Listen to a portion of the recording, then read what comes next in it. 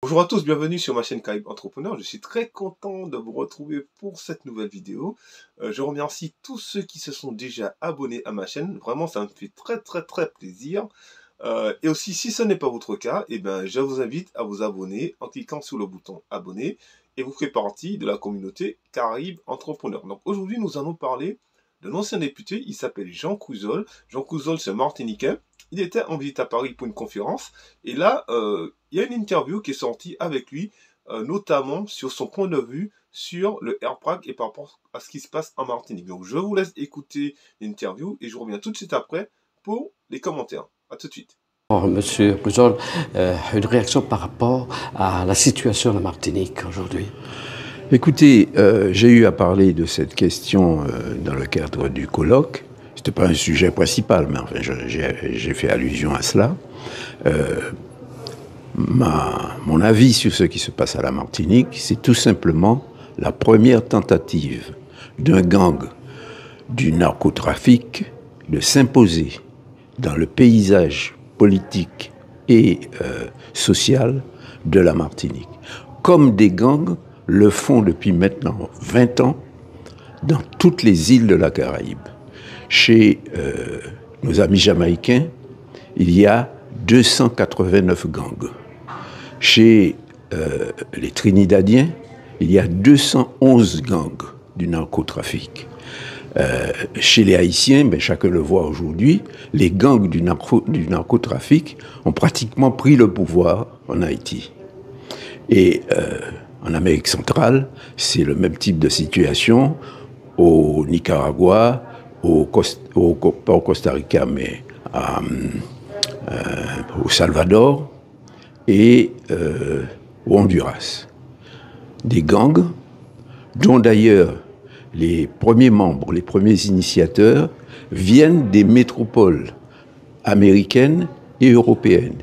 Ils ont été habitués dans les grandes villes de ces pays à développer le narcotrafic.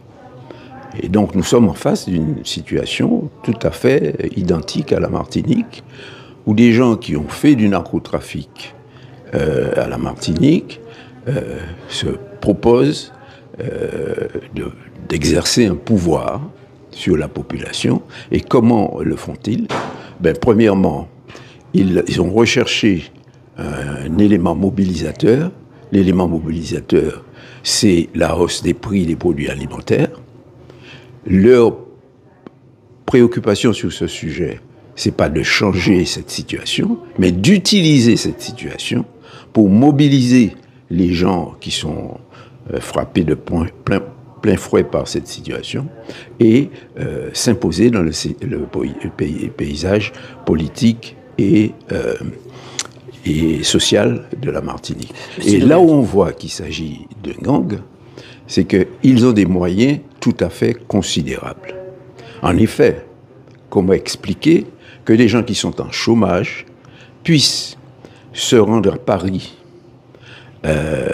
pour mobiliser les Antillais et Guyanais de Paris, qui sont facilement mobilisables parce qu'ils ne sont pas informés de ce qui se passe. Et ils sont encore moins informés de ce qui se passe dans les îles de la Caraïbe.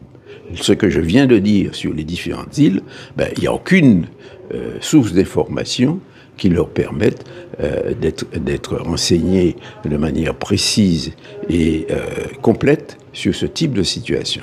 C'est une réaction très forte, M. Couzol. Vous voulez dire qu'il y a une manipulation de la population à travers une cause? C'est très clair. Et la cause est un prétexte.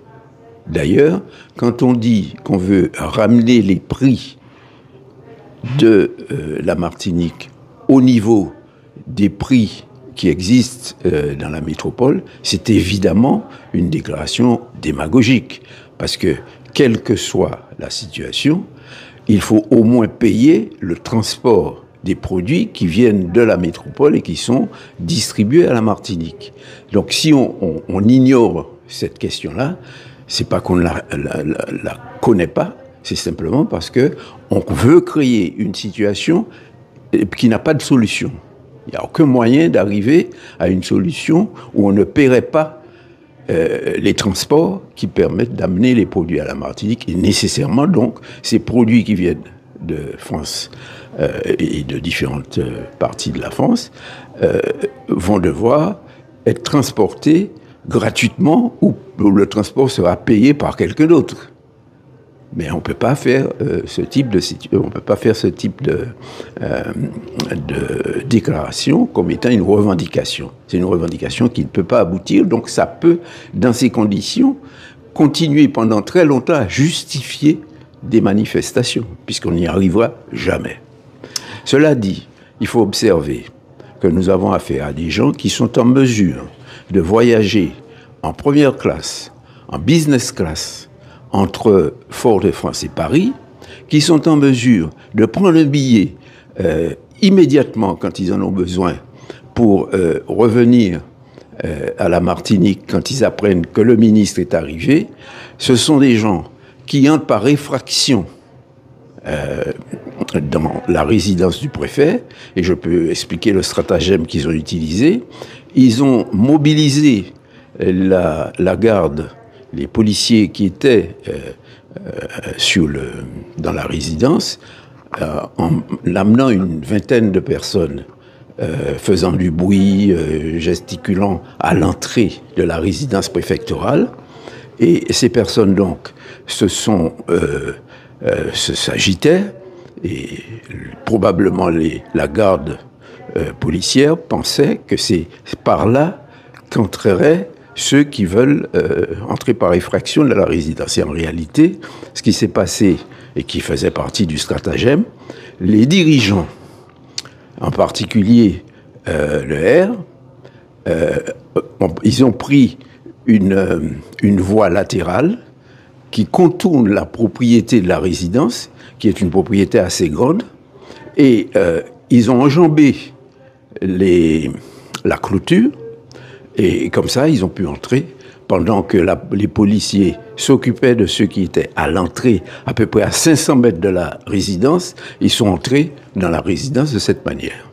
Donc ils avaient fait le vide, du point de vue des policiers, autour de la résidence. Voilà ce qu'ils ont fait. Ça, c'est typiquement des méthodes de gang. Voilà. Une toute dernière question, est-ce qu'il y a beaucoup de personnalités qui pensent comme vous? On a eu l'ancienne présidente de l'Office du tourisme, on a vu sa réaction. Il y a beaucoup d'élus, de personnalités qui ont ce regard, qui ont cette analyse sur la situation. Je ne puis jamais fait d'enquête sur ce sujet. Je pense qu'il y a un certain nombre de gens qui commencent à comprendre ce qui se passe. Et je comprends qu'ils ne devinent pas au départ. Tout simplement parce que l'expérience qui est en train de se poursuivre à la Martinique, c'est la première fois qu'elle est faite. Et c'est le premier gang en formation, on va dire, qui fait ce type d'action. Mais quelqu'un de Jamaïque ou quelqu'un de Curaçao, même Curaçao, il y a des gangs, il y en a au moins une vingtaine à Curaçao, et ce sont le public de ces pays-là, et depuis longtemps est formé de cette méthode et de ces méthodes qui sont utilisées, et l'État, la police, etc. sont organisés dans ces pays-là pour arrêter ce genre de comportement. Mais c'est pas dans tous les pays qu'on réussit non plus à les arrêter, parce que dans certains pays, ils arrivent au pouvoir, c'est le cas en Haïti, donc c'est la chienlit, quoi. La bagarre partout, des crimes à tour de main. Dans d'autres pays, certains gouvernements sont obligés de faire un accord avec eux, un accord évidemment non public, mais un accord qui leur réserve un certain nombre de possibilités de faire leur narcotrafic.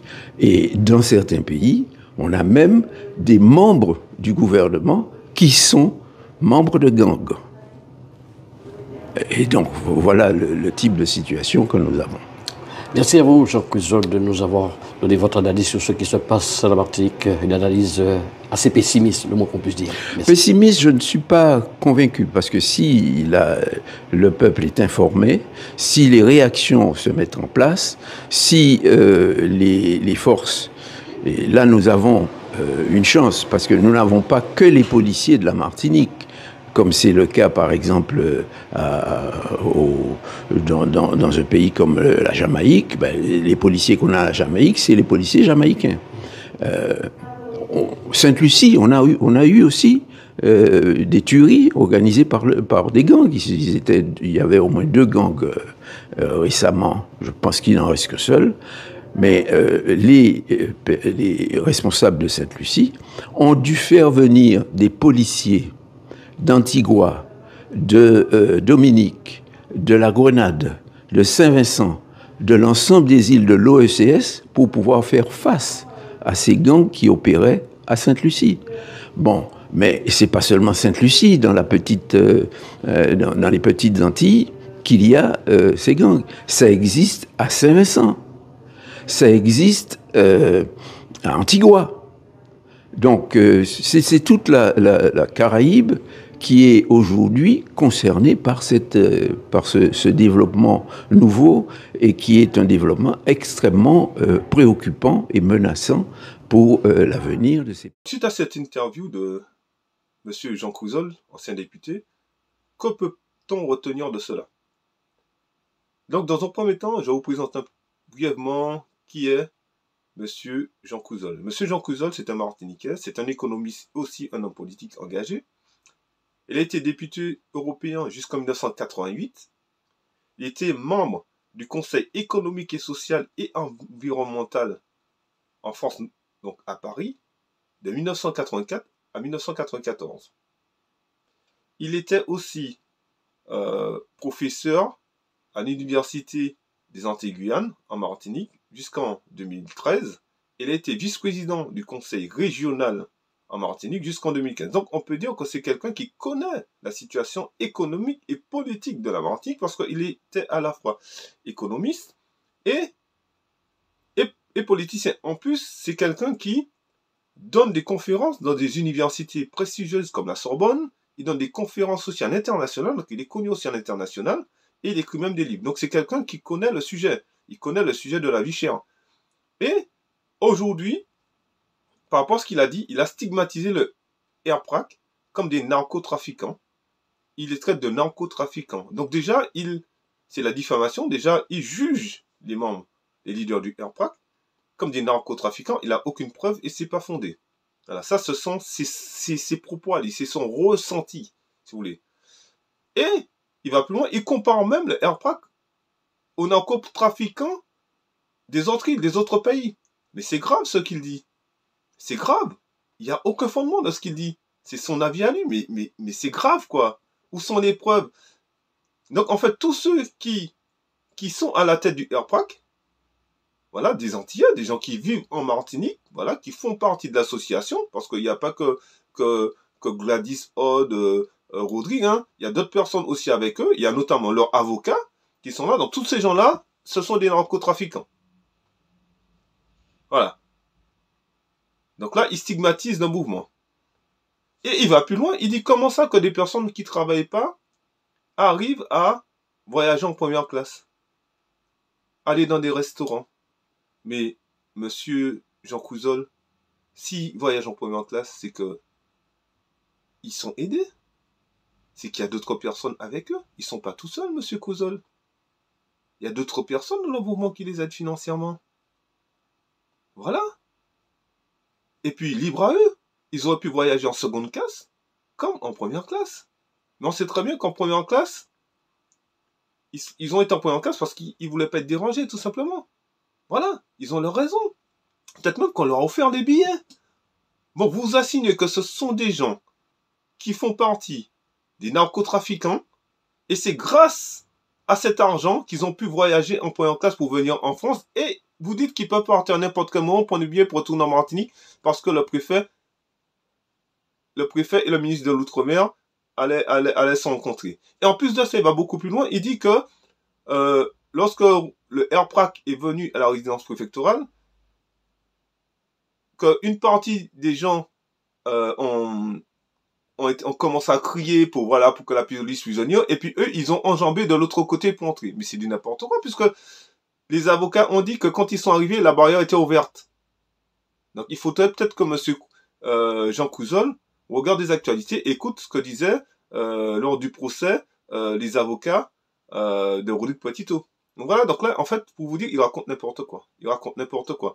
En plus de cela, pour aller beaucoup plus loin, libre à eux d'aller en première classe. Mais vous, monsieur Jean Couzol, vous étiez député, vous étiez vice-président, vous étiez vice-président du conseil régional. Vous êtes un socialiste. Les socialistes, on sait très bien que ce sont des gens de gauche et qui vivent sous la misère du peuple. Voilà. Qu'est-ce que vous avez fait pour la Martinique? Qu'est-ce que vous avez fait pour qu'aujourd'hui, en tant que vice-président du conseil régional, que la Martinique, en 2024, se retrouve dans cette situation-là? En tant qu'économiste, en plus de ça, homme politique, double casquette.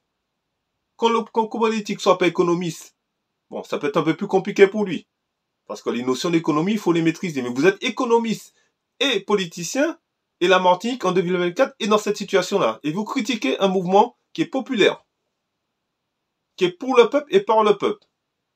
Par contre, vous, quand vous allez en France voyager en première classe, quand vous allez dormir dans des hôtels 4, 5 étoiles de luxe, quand vous mangez dans de bons restaurants, aux frais de nos impôts, aux frais des impôts des Martiniquais, pour vous c'est normal. Pour vous c'est normal. Voilà. Par contre, quelqu'un qui manifeste qu'il va voyager en première classe, pour vous c'est pas normal. Eh ben non. Je ne suis pas d'accord, monsieur. Voilà. Donc, en plus, c'est un ancien député à se poser des questions, à savoir est-ce qu'il aime vraiment le peuple antillais et la Martinique. En plus, il a 80 ans, le monsieur. Donc, à 80 ans, il faut arrêter de dire des choses comme ça. Voilà. Il faut arrêter de dire n'importe quoi. Surtout dans les médias. Parce que c'est archi faux. C'est... Voilà. Déjà, on ne dit pas ça sur quelqu'un. On ne peut pas juger quelqu'un sans preuve ni fondement. C'est de la diffamation. Donc voilà. Donc j'espère que tous les hommes politiques de la Martinique, mais aussi des autres îles, qui ont un certain âge, ne pensent pas comme lui. Voilà. Parce que, et à se demander, pour aller plus loin, quelles étaient ses fréquentations quand il était vice-président du conseil régional en Martinique et député européen.